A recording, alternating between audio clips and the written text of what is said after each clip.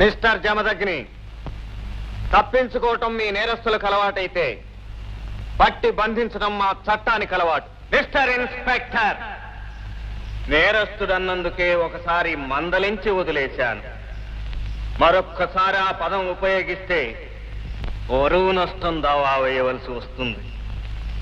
అప్పుడు నీ దగ్గర వేలం వేయటానికి కాకి బట్టలు తప్ప ఇంకేమీ మిగలవు.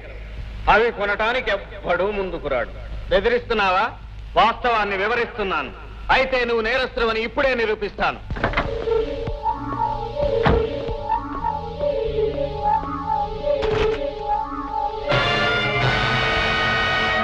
ఏమిటిది? నీ కారు డిక్కీలో శవాన్ని పెట్టుకుని నన్ను అడుగుతున్నావా? నన్ను నేరస్తుడిగా నిరూపించడానికి ఎవరో ఇది ఏర్పాటు చేస్తే నువ్వు మూర్ఖంగా నా వెంట పడ్డావు. Shut up!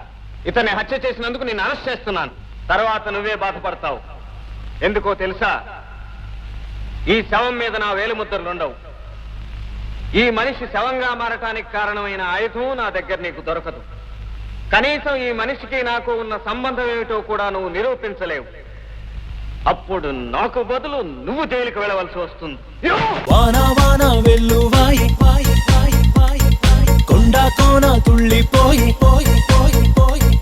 చెలియ చూపులే చిలిపి జల్లులై మేను తాకగా ఏదో ఏదో ఏదో హాయి.